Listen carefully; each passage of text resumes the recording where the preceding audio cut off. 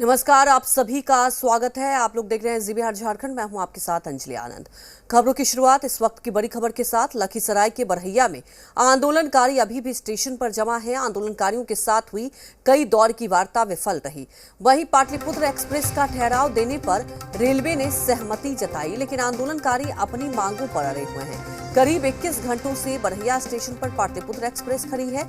वहीं दानापुर के एडीआरएम, लखीसराय के डीएम, एसपी, एएसपी और भारी संख्या में पुलिस बल मौके पर मौजूद हैं। इस दौरान कई ट्रेनों के रूट बदले गए, जबकि कई ट्रेनों को रद्द किया गया।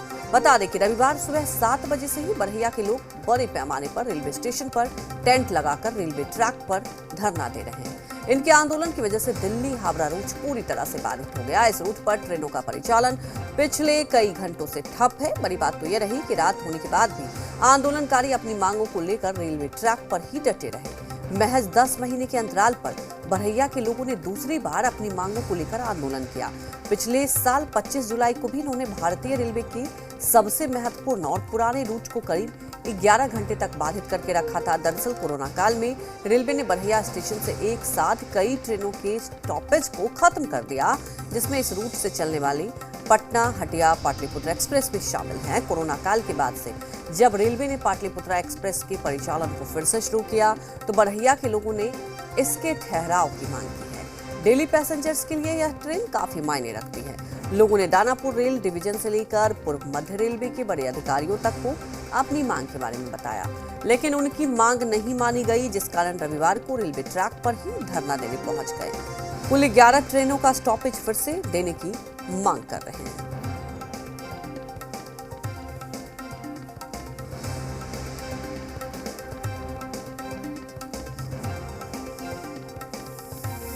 सभी लोगों में आक्रोश है और आज लगभग 9 बजे से चक्का जाम है और तब तक चक्का जाम रहेगा जब तक हमारी जो पहले से ट्रेन का स्टॉपेज है वो मिल नहीं जाती है। 8-9 ट्रेन है, तब तक ये चक्का जाम लगातार रहेगा। क्या हो गया इस गांव का, एक बार सूद तो ले लिए होते महोदय कि क्या है आज आपके गांव की स्थिति कि हमें पहले भूखे बैठे, उस समय पैर टूटा हुआ था, आज दोनों पैर लेके सुरक्षित कटवाने रेलवे ट्रैक पे बैठे हुए हैं। ये जो है जब तक हमारी मांग पूरी नहीं होगी तब तक चलेगी। हम मर गए तो मरना दो, फोर्स पीट दिया तो पीटना दो, नहीं रुकी तो नहीं रुकना दो।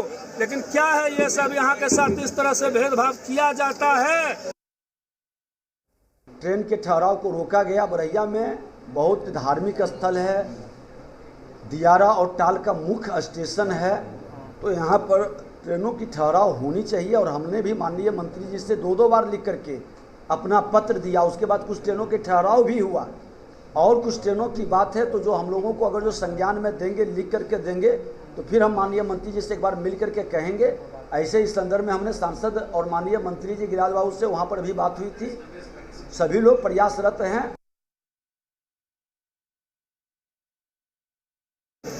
अभी ये उन लोगों को बताया गया कि रेलवे के द्वारा इन्फॉर्मेशन ये दी गई कि जो गाड़ी अभी इन लोगों के द्वारा रोकी गई है पाटली एक्सप्रेस, उसका स्टॉपेज देने के लिए उन लोगों ने निर्णय ले लिया है। इसकी जानकारी मैं सभी अंचलकारियों को देना चाह रहा था ताकि वो पाटली जो गाड़ी यहाँ पर रुकी हुई है उसको जाने दें। इसके अतिरिक्त भी उन लोगों का डिमांड है, डिमांड पत्र भी दिया गया है। रेलवे के अधिकारी आ रहे हैं, उनसे जो है वार्ता की जाएगी और वार्ता के उपरांत जो रेलवे के अधिकारियों के द्वारा निर्णय लिया जाएगा उसके अकॉर्डिंगली जो है फिर उनसे वार्ता की जाएगी। तमाम जानकारी के साथ संवाददाता राजकिशोर फोन लाइन से जुड़ चुके हैं। राजकिशोर, अगर सवाल उठता है कि पिछले साल भी मांग रखी थी, अब देखिए आप कल से ही आंदोलन कर रहे हैं, क्या वाकई लगता है कि मांगे पूरी हो जाएगी? क्योंकि लोगों की परेशानी तो बनी हुई है। आज भी क्या विरोध करेंगे, क्या कुछ कहना है प्रदर्शनकारियों का? समिति द्वारा जो आंदोलन किया गया है यह पूर्व से निर्धारित कार्यक्रम के अनुसार किया गया था। इसकी जानकारी रेल संघर्ष समिति के द्वारा रेल प्रशासन और स्थानीय जिला प्रशासन दोनों को दे दी गई थी पूर्व में। उसके बाद ये कार्यक्रम किया गया। और जहां तक बात है आंदोलन की, तो मैं बता दूं तकरीबन 21 घंटे होने को है। तकरीबन 21 घंटे से बरहैया रेलवे स्टेशन पर पाटलिपुत्रा ट्रेन एक्सप्रेस लगी हुई है। देर रात जिला प्रशासन द्वारा पाटलिपुत्रा एक्सप्रेस ट्रेन के यात्रियों को बस के माध्यम से अपने अपने स्थानों तक भेजा गया और 12 बजे रात तक लखीसराय जिला प्रशासन और रेलवे के प्रशासन द्वारा लगातार वार्ता की गई रेल संघर्ष समिति के सदस्यों के द्वारा, लेकिन वो वार्ता बेनतीजा निकली। वार्ता सफल नहीं हुआ, किसी प्रकार की सहमति नहीं बनी। नतीजा हुआ कि रेलवे लाइन पर, रेल ट्रैक पर अभी भी आंदोलनकारी डटे हुए हैं और उनकी एक ही मांग है कि जब तक उनकी मांगे नहीं मानी जाती है तब तक उनका यह आंदोलन अनिश्चितकालीन जारी रहेगा। जी बिल्कुल, देखिए उनका तो यही कहना है कि जब तक मांगे नहीं मानी जाएगी अनिश्चितकालीन ये विरोध करते रहेंगे। और सवाल ये उठता है कि क्या मांगे मांगी जाएगी, मानी जाएगी या आश्वासन ही मिलेगा। हमारे साथ जुड़ने के लिए आपका शुक्रिया। सिवान से बड़ी खबर बता दें आपको, वैशाली एक्सप्रेस से 52 लाख रुपए के सोने का आभूषण बरामद किया गया। सोने के साथ एक युवक को गिरफ्तार किया गया। युवक के बैग से 1 किलो 137 ग्राम सोने का आभूषण मिला, जिसकी कीमत 52 लाख रुपए आंकी गई। आरपीएफ अधिकारी के माने तो मैरवा सिवान के बीच में आरपीएफ के जवान चेकिंग कर रहे थे। कोर्ट नंबर B4 के दरवाजे पर बैठे एक युवक को शक के आधार पर चेक किया गया तो उसके पास से सोने का आभूषण मिला।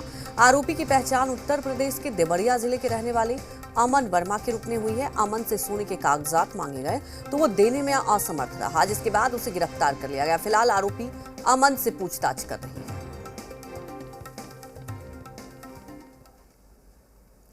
पटना के रिहायशी इलाके में अवैध शराब के कारोबार का भंडाफोड़ हुआ। शनिवार को उत्पाद विभाग ने कार्रवाई करते हुए 80 लाख रुपए की विदेशी शराब को जब्त किया था।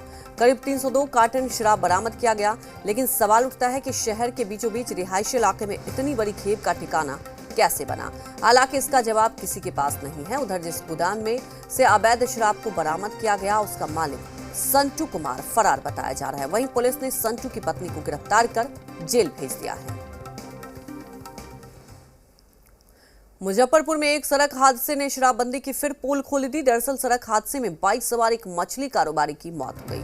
बेकाबू वाहन से टकराने के बाद उसकी बाइक पलट गई। हादसे में जहां उसकी मौत हो गई वहीं बाइक पर रखे तसले से मछली की जगह शराब के दर्जनों पैक सड़क पर बिखर गए। मामला मीनापुर थाना क्षेत्र का है। पुलिस मामले की जांच कर रही है।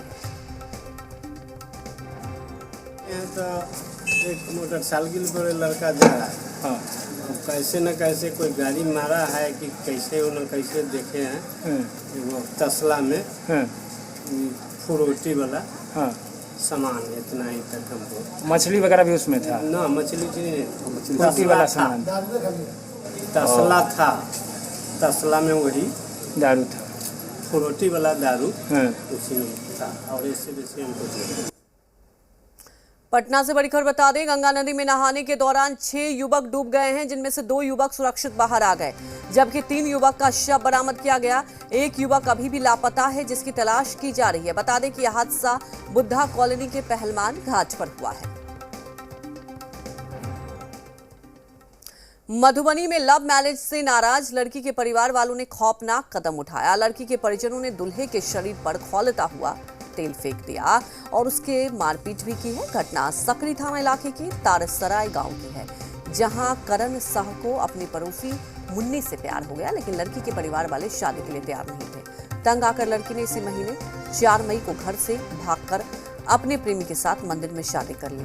लड़के के परिवार वालों ने शादी को मंजूरी दे दी और बहू को मंदिर से घर ले गए, लेकिन लड़की के परिवार वाले इतने खपा थे कि उन्होंने दुकान जाने के लिए घर से निकले लड़की के पति पर खौलता तेल फेंक दिया और लड़की के परिवार वालों से भी मारपीट की, जिससे 4 लोग घायल हो गए। पुलिस मामले की तफ्तीश कर रही है। लड़की के खाली मारता था, घर जाओ उसको, घर जाओ उसको, घर उसको 4-5 हज़ार खर्चा हो जाएगा, मंदिर से करेंगे। समाज वाला कहा मंदिर से कर दो, लेकिन समाजों की बात नहीं किया। गरम तेल और चाय और पानी जो होता है गरम वो डाल दिए, तो इसी के कारण हम ये लोग निकला तो सबको मतलब उसी में लपेट दिया, मम्मी को भी। बेतिया से बड़ी खबर बता दें, जहां चनपटिया में अतिक्रमण पर बुलडोजर चलाया गया। अभी तक 12 से ज्यादा घरों को तोड़ा जा चुका है। बता दें कि चनपटिया के सिकरहना पुल के पास मेला ग्राउंड के सरकारी जमीन पर लोगों ने अवैध कब्जा कर रखा था। इसके लिए चनपटिया नगर पंचायत ने कोर्ट में अतिक्रमण के खिलाफ दायर किया है। और आपको बता दें कि जिस पर कोर्ट के आदेश के बाद अतिक्रमण के खिलाफ कार्रवाई हुई। इस दौरान कार्यपालक पदाधिकारी बसंत कुमार, चनपटिया थानाध्यक्ष मनीष कुमार सहित भारी संख्या में पुलिस बल तैनात रहे।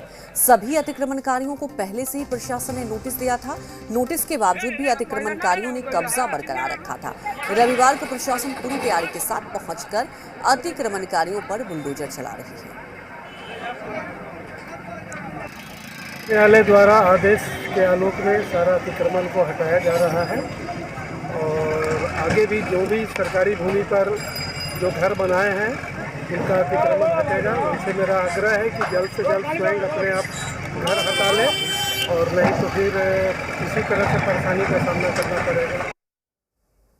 कटिहार में जिला प्रशासन ने अतिक्रमण के खिलाफ कार्रवाई की। NH 31 के सर्विस रोड पर अवैध तरीके से बनाए गए दुकान और मकान को तोड़कर हटाया गया। कोढ़ा प्रखंड की गेड़ाबाड़ी चौक पर लगभग 1.5 किलोमीटर तक अवैध अतिक्रमण को हटाया गया। करीब 600 से अधिक दुकान को तोड़ा गया और इस दौरान SDM और SDPO भी मौजूद रहे।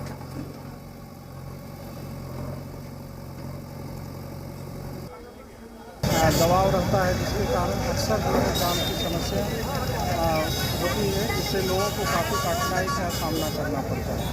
तो इसके देखते ही जिला पदाधिकारी को द्वारा निर्देश दिया गया है और उनके आदेश के आलोक में आज जो है गेराबाड़ी के अतिक्रमण को खाली कराया जा रहा है। इस अतिक्रमण को खाली कराने में जो NH की टीम है, NH के इंजीनियर भी हैं, अंचल प्रखंड और जो हमारे थाना प्रभारी हैं उनके बल हैं, वो जो है से इस गेराबाड़ी चौक को आज खाली करा रहे हैं।